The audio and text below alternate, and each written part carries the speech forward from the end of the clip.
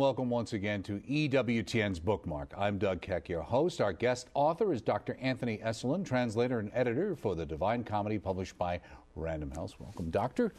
Great to have you here on EWTN's Bookmark. And I'll call you Tony. I think that's what you go by, right? And close watchers of EWTN might have seen you back a few months ago on actually Life on the Rock with Father Mark.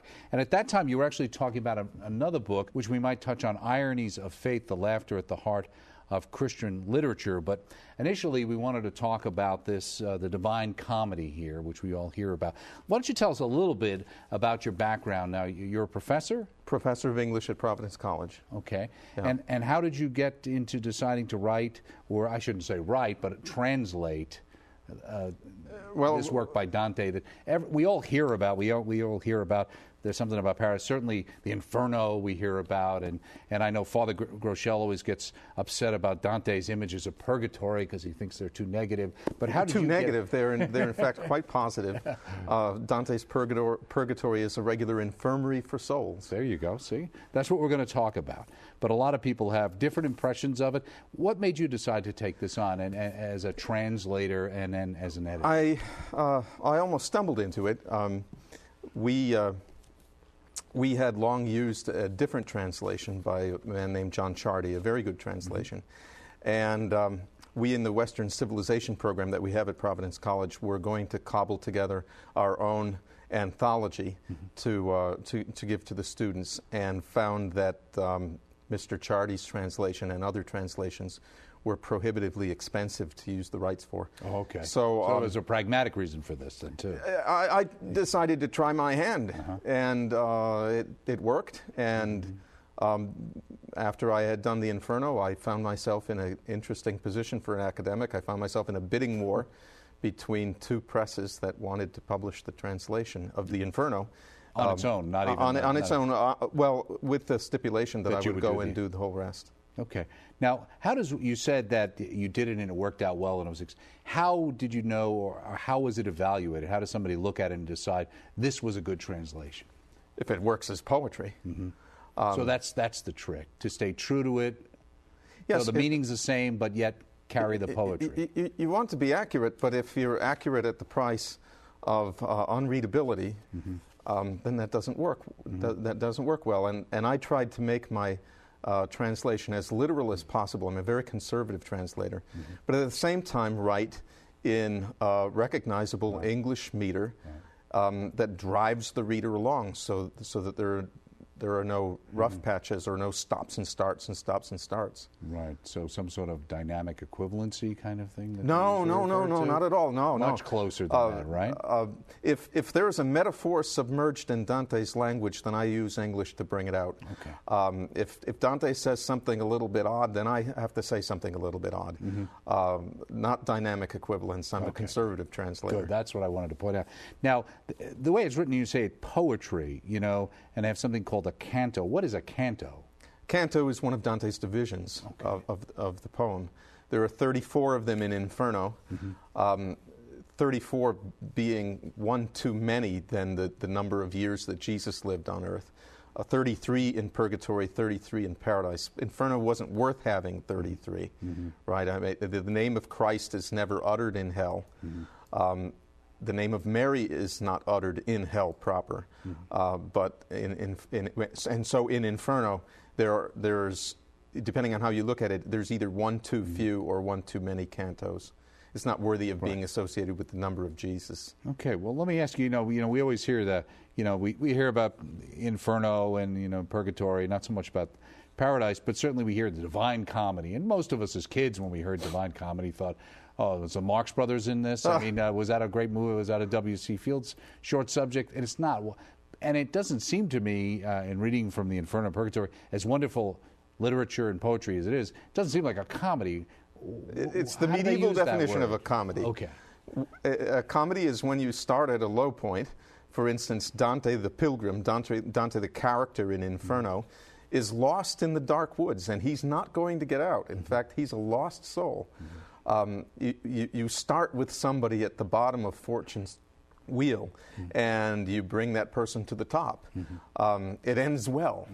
And that's the standard and rather simple but understandable medieval definition of what a comedy is. Tragedy is just the reverse. Okay, good. And in this view, the whole Christian universe is comic, as I said in my other book. Oh, okay. Okay, we'll talk about that.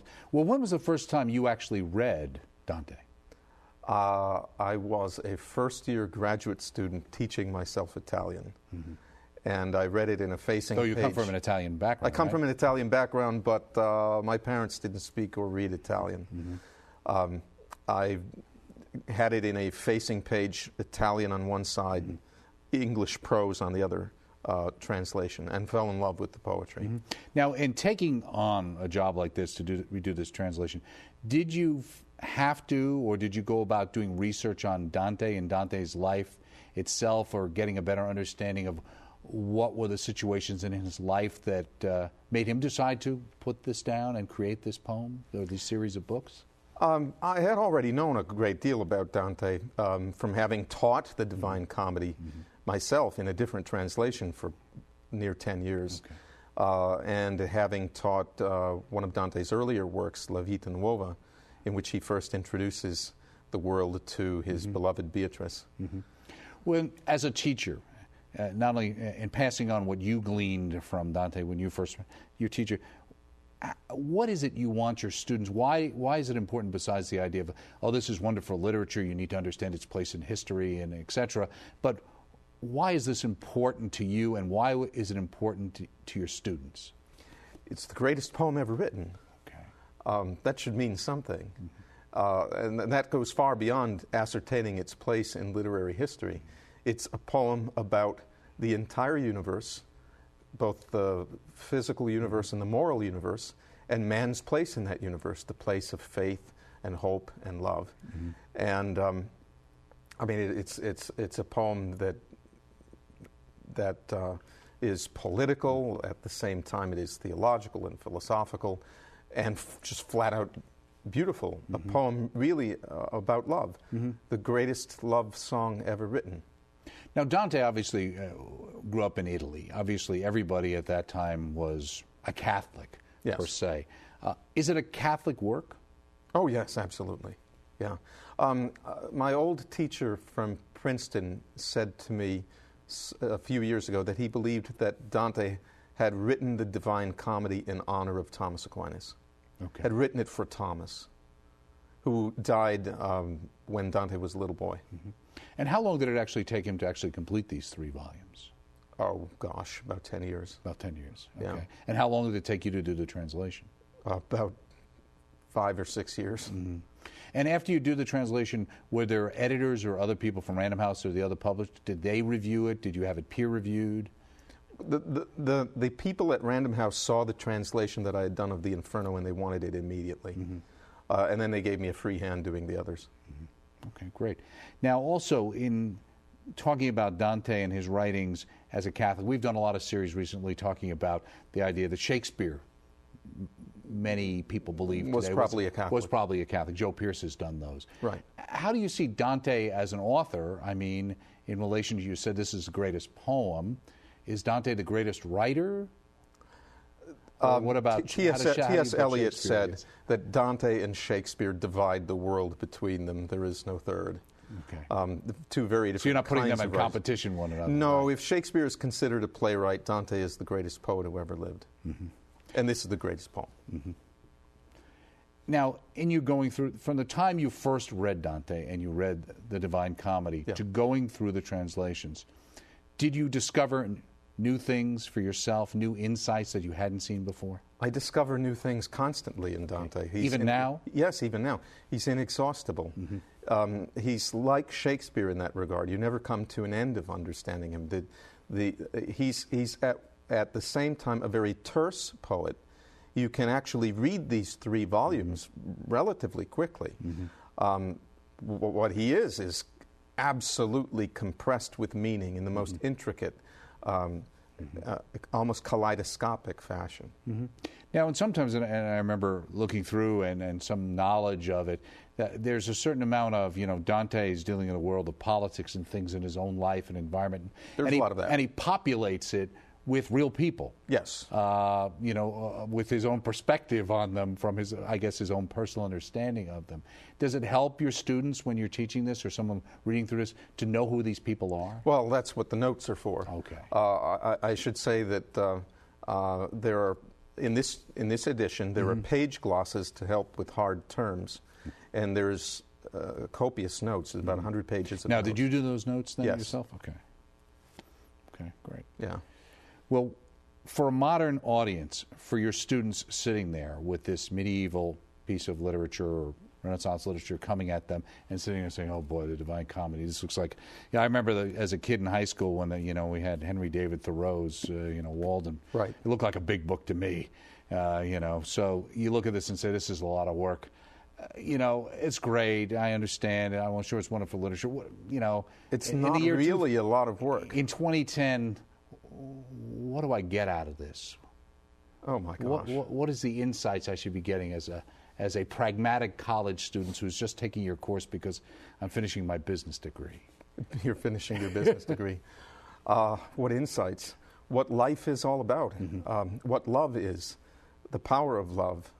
What the faith means, why it's essential, why there is no hope in hell, how many ways human beings have of deceiving themselves, the great mercy of God who will reach down and pluck from the jaws of Satan the worst sinner if he but even attempts to repent, the beauty of human love, the beauty of friendship, what it means for people to gather together in a community, and to work for the common good. I mean, almost anything that you can name. What it means to revere your elders and your forebears. Why that's important for a community.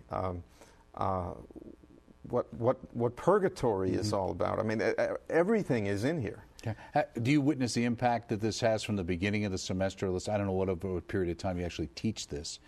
Is it a semester? Is it multiple classes? I have a course that I offer once in a while on the Divine Comedy, and then we take it through the whole semester. Otherwise, in the Western Civilization program that we have at Providence College, we'll take the students through the 3 books over the course of about 5 weeks. And for, let's say, when you have the ability to do it in one particular course, does it change people, do you think? Have you seen people changed? Yes. Oh, yes. Well, you never know what exactly does it. In the Western Civ course, lots of people change because they're, as one student of mine said, who is going to be baptized in a couple of weeks, he said, you folks at school have all the heavy artillery. You roll out the artillery against us, we have no defense. If it's not Shakespeare, it's Dante. If it's not Dante, it's Milton or Cervantes or St. Augustine or Thomas Aquinas. And all they are is ill-educated students from our contemporary schools. I was going to say, that's all true. We know that to be true. But why is it in the general populace, it seems like that's lost now? Which is? The fact of all this heavy artillery and all these great thinkers and people who were Christian, Catholic, over the centuries, and the wonderful insights that they have into life, love, etc., eternity, that we do have students and the general populace out there who don't understand that, and that's not their perspective. They see the church as giving Galileo a hard time, If the worst thing that the church ever did was to sentence a Galileo to house arrest at a diplomatic villa in Florence, I'll take it. I mean, I could use a trip to Florence. If that's the worst accusation that can be mounted against now, was Dante, was Florence, was that his He was a name? Florentine, yes. Right, okay. You ask why this loss of knowledge. Well, we could go into what Dewey did to education in the public school systems in the early 20th century. He set his sights against a classical education, believing that it was best for democracy, for people to learn about their contemporary states of affairs. So we have had a steady decline of study of history in favor of study of current events, and a decline in the study of the older literature in favor of whoever happens to be popular at the moment. I mean, I can guarantee you that all of my students in high school read something like To Kill a Mockingbird, which was hot about 40 years ago and still is on everybody's reading list. But very few will have read anything like the Divine Comedy, maybe only in a Catholic school. Right, Thoreau, or I remember A Separate Peace was a very popular Yes, book. A Separate Peace is still there. I mean, when are these things going to be retired? Right. Well, let me ask you, that there's a journey. You alluded to the journey. Yes. Okay, that Dante goes on himself, correct? Dante the Pilgrim. Right, he's Dante the pilgrim. character in okay, the works. Is he representing every man, or is he representing himself? What is he representing? He's representing every man in one sense, and himself, Dante the Florentine, who, when he was young, fell in love with a woman named Beatrice, and strayed away from that love, or the meaning of that love, and found himself in a very bad place, and in need of some divine assistance. So in a sense, is there some autobiographical aspects to this? Yes, there are. Okay. Yeah. Now also, is it Virgil? Virgil. Okay, now Virgil is who in the book, and who was Virgil? Virgil is the greatest Roman poet, and the writer of the epic, the Aeneid, and Dante's great light, poetically speaking. And Dante is led through the underworld by Virgil, who is one of the souls in what Dante calls limbo. That is the place in Dante where virtuous pagans and unbaptized children are. And then Virgil leads Dante up the mountain of purgatory. And at the top of the mountain, he gives charge. He leaves Dante unexpectedly and gives Dante over to the keeping of Beatrice, who leads him up almost through to the end of paradise. And why? I mean, why did that occur? I mean, I've heard some of them maybe because Virgil was a pagan, quote unquote, but why did he leave him there, and why is it? Because Virgil was not a Christian. Was that? Okay. Virgil himself says that he was a rebel to God's law. He didn't give God homage as he ought. It's a painful question for Dante, actually, and the question arises once or twice in the Divine Comedy. That is, how is it just that a soul as good as Virgil should be denied access to paradise? Well, that's a big question today, isn't it? Yes. In our society. Yes. Are you saying this good person over here just because they're not a Christian or a believer or they're Catholic? Right, and Dante leaves the door open a crack in paradise, I believe, just as Thomas Aquinas had left the door open, probably a little bit more open than Dante left it. So how long has this set been out now? I forget. Okay. 5 or 6 years, I think. Okay, great. Now, also, just before we go, I wanted to touch on Ironies of Faith, the Laughter at the Heart of Christian Literature. Now, again, this was one of the topics you talked about. Laughter at the heart of Christian literature. What was the genesis of this? Yeah, what laughter? What were they laughing about? And what made you focus on this? I had always been interested in the topic of irony. And I believed, against a lot of people who talk about irony, that irony need not simply be destructive, that irony can be constructive, that there is a kind of irony that exalts, not just humiliates. Well, could you define for our audience just what do you mean by irony? What I mean by irony is mentioned all the time, but what does it mean? A perceived clash between levels of knowledge, especially levels of knowledge that seem to be incompatible. But the type of irony that I see at work in Christian literature, and Jewish literature should be included in this regard too, it works the same way, is a clash very often between what a character thinks he knows and the more exalted knowledge that is there for the character to find. And that very often, especially in comic Christian novels, the character does find. Now you've translated and you've edited and you've written this up over 9 books or so, I believe. Yes, like that. So when you decided to write this, was there something that just struck you besides that general idea? Did some situation occur that just made you think? I had always wanted to write that book, as a corrective to what a lot of people were saying about the great works of Christian literature, but also what a lot of people were saying about irony. What were they saying about the great books? That they have no meaning anymore? What was it? A lot of critics these days take a kind of deconstructive and cynical approach to literature generally, seeing irony at work only when irony is cynical and destructive, and not giving students any exalted vision of harmony or comedy that will embrace the foibles and the pitfalls of everyday life. Is that because many of these people's experiences don't validate that? That's not the life that they've lived or they've seen? I dare say it's because it's popular in academe and easy to publish on. It's you can almost write the articles yourself. And so, who have you focused on in this particular? What writers or what various literature? writers? St. Augustine, not all Catholic writers. George Herbert, John Milton, Dante, Dostoevsky, Graham Greene, various folks. And what is the thread that runs through all of those that supports your work?